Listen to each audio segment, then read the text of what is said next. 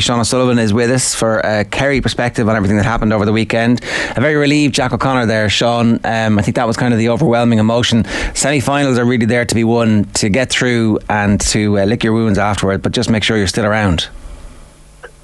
Exactly, sure. Yeah. And I mean, when we looked up at the clock with 10 minutes to go yesterday and we were 2 points down, you would have taken it. Yeah, what a weekend of football, to be honest. Yeah, a relieved Jack O'Connor, we all are. But at the same time, I think we left Croke Park yesterday with a real sense that, our guys stood up when they needed to. A massive test in a semi-final, brilliant preparation for a final. The two teams that have made the final, I think, have kind of mirrored each other really in their last two games. I mean, if you take their quarterfinals, it was two real dominant second half performances from Dublin and Kerry that got them through. And then at the weekend, it was a real sign of experience and leadership and clutch moments and big players down the stretch to get us both over the line. So it'll make for an intriguing final because both teams have got there in similar veins, really. Where's the improvement from Kerry's perspective? What are they going to be focused on, do you think? Oh, God, sure. We would have been very disappointed with our defensive performance considering where we were at against Tyrone. I mean, the first half was just, God, we gave the Derry forwards a lot of respect. Now, listen, this has to be all underlined with a fantastic Derry performance. I mean, they really took me by surprise and possibly Kerry as well in terms of the way they went at it in their attacking department. I mean, we've all seen Derry for the last couple of years being so miserly at the back and playing that defensive game, but they've always been relatively slow when they bring the ball into the final third and a little bit kind of lethargic in their play and they just wait for little opportunities. But my God, yesterday, once they got past the halfway line, they really went for it. But I felt our defence in the first half were just a little bit, we showed them a little bit too much respect. Look, Derry kicked very accurately. I think, was it 12 out of 15 shots in the first half they scored with? But I haven't watched it back now, I hope to today, but I'm sure if I look back on that, a lot of those Derry shots were coming with very little or no pressure from our defenders. Whereas if you rewind that back to the Tyrone game, Ger, the Tyrone forwards were really put under pressure when they were shooting for the goal. So that's definitely where I think the improvement's going to have to come for the final. We're going to have to try and get back to those Tyrone levels. But I think we can. Can we just try and tease that out? Because I think something fairly similar happened to Dublin in the first half against Monaghan in a way.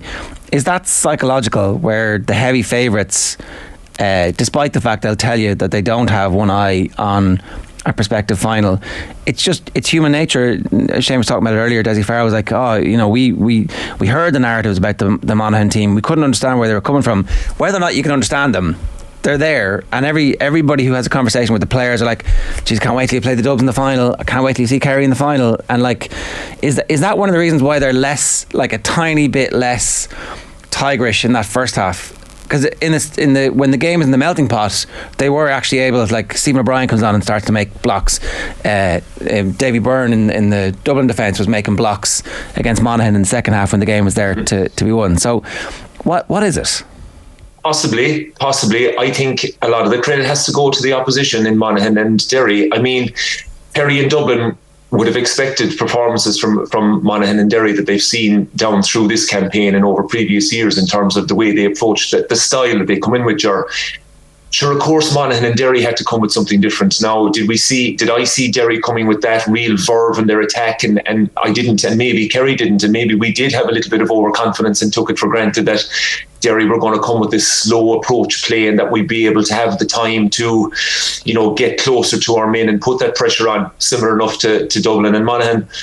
But, as the Derry manager alluded to after the game, they threw the kitchen sink at it. And I don't think Kerry were ready for it. And yes, they had to win. Then the game was in the melting pot, as you said. They had to switch and be able to do it. So certainly it's something they need to look at, because it'll be different for the final, I think, because Dublin and Kerry will know exactly what to expect from each other.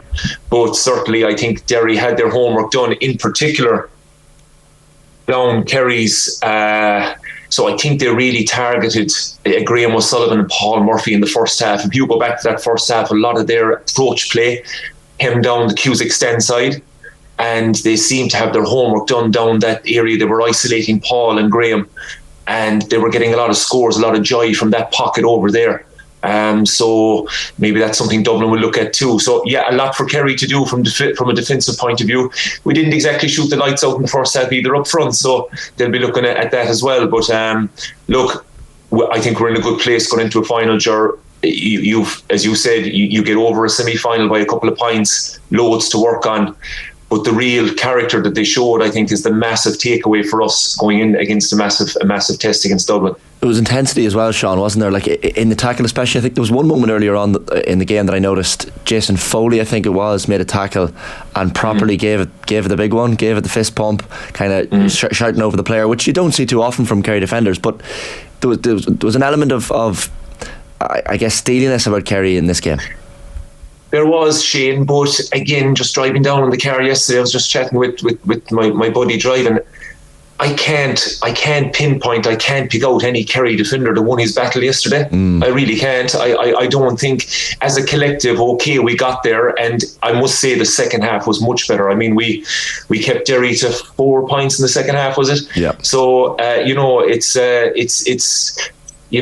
that's good, but I definitely think we were taking on a lot of water, particularly in that first half, and as I said, down that side. So, but yeah, there was moments, but I mean, they got a lot of help from around the field. Stephen O'Brien was back tackling, as Ger mentioned. I think late in the game was it David was back around his own 21-yard line, taking a ball out. So, and I think Jack alluded to that after as well. So look, it was a real team effort, particularly in the second half.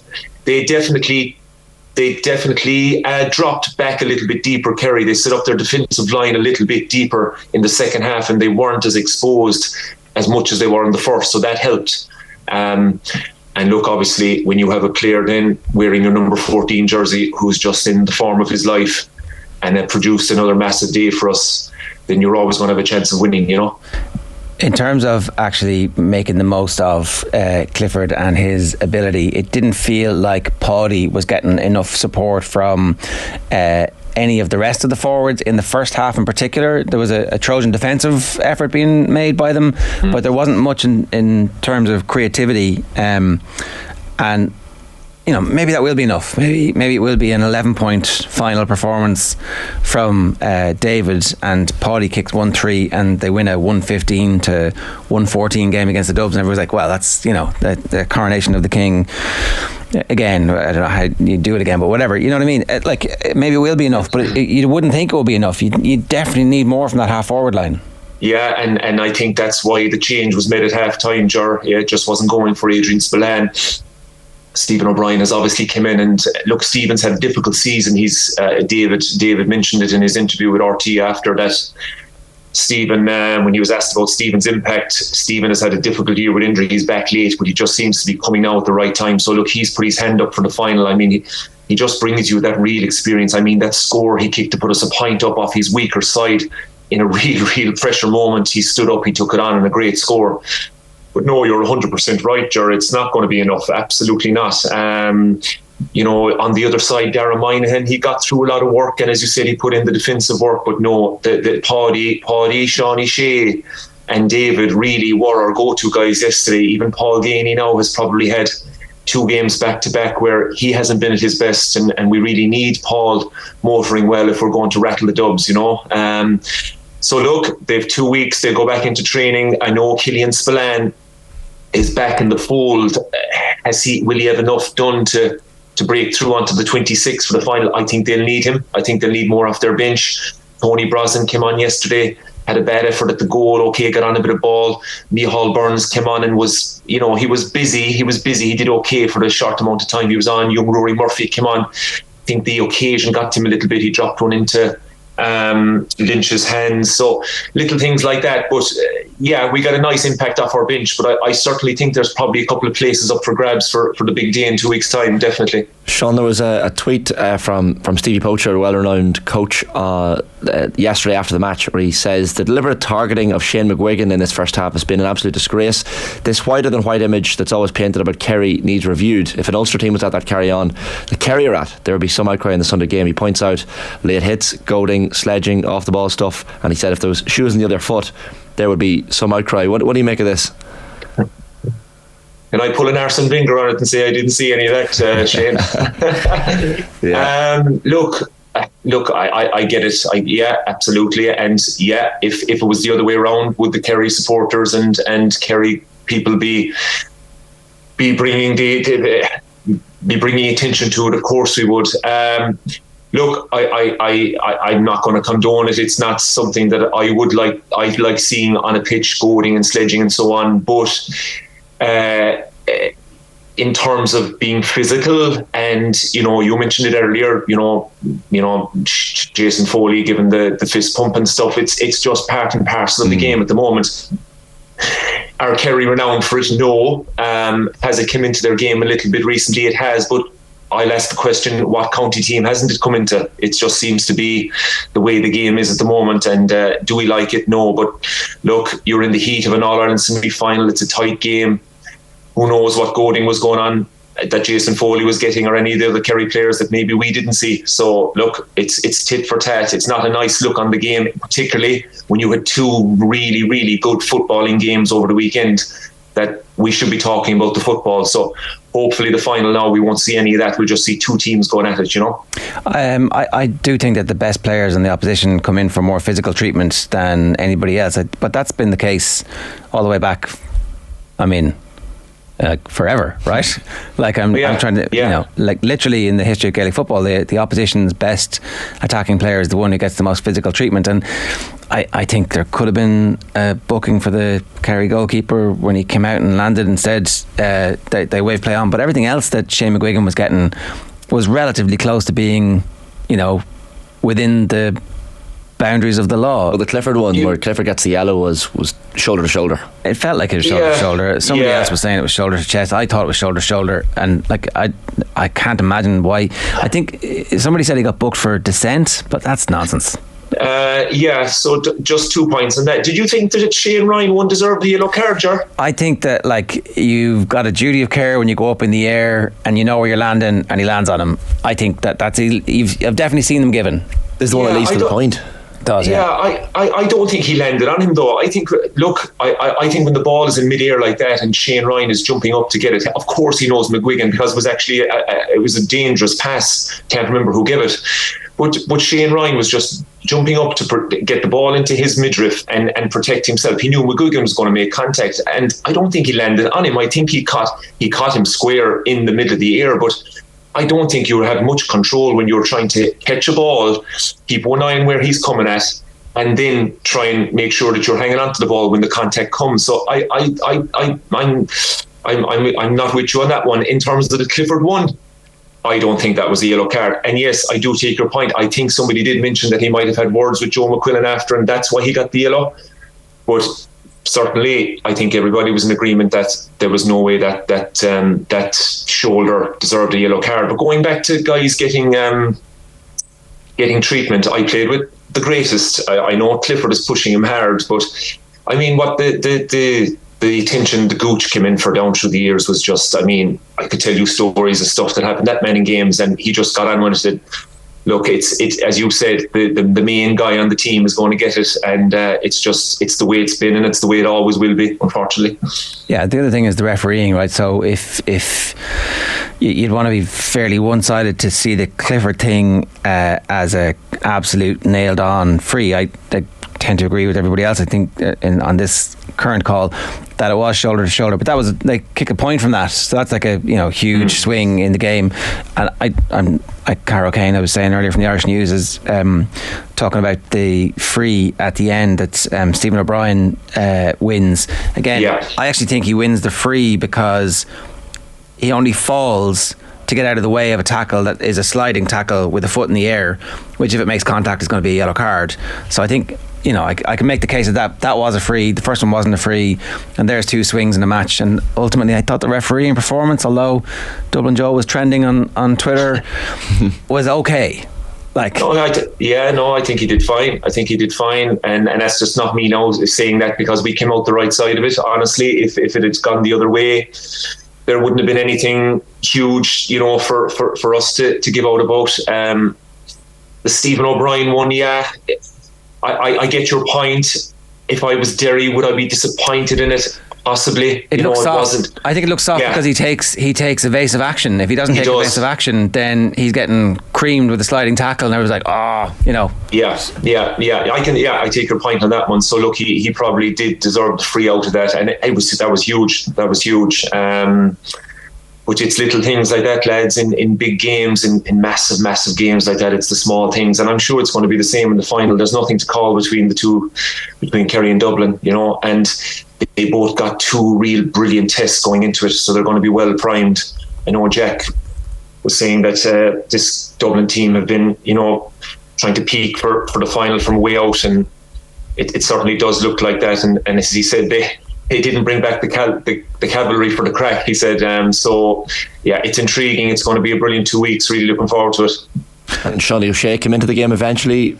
Sean, it maybe didn't start as well as he would have hoped. Didn't maybe have as many frees as he ordinarily would have had in the first half, but definitely got there. Yeah, he did. And, there's just a small little bit of worry about Shawnee that he's just not at where his level was last season in particular. We saw glimpses of it in the Tyrone game, but he didn't carry it into the first half at all. The last day, Shane, no, definitely not. But certainly in the second half, again, similar to the way I suppose Finton and these guys stepped up for Dublin, James McCarthy. Shawnee really stepped it up in the second half for us. I think he ended up with 4 points in the end, and some really, really important scores in that run there where we got the 5 unanswered points, from between the 66th minute and the 71st minute. So huge for us. And look, if Shawnee can now take that form and bring it into the final, then that bodes well for us. Do you make them favourites? What's your, obviously it's pretty close as it can be to be in a 50-50 game. What's your feeling at the moment? Geez, Jerry, I'm not brilliant with odds and stuff, but I can't see there being much between them and the bookies. Look, based on both performances, I probably have Kerry as slight favourites. I put it like this to you, and question back to you: Would Derry have beaten Dublin on Saturday evening? Oh, I'm not sure they would have either.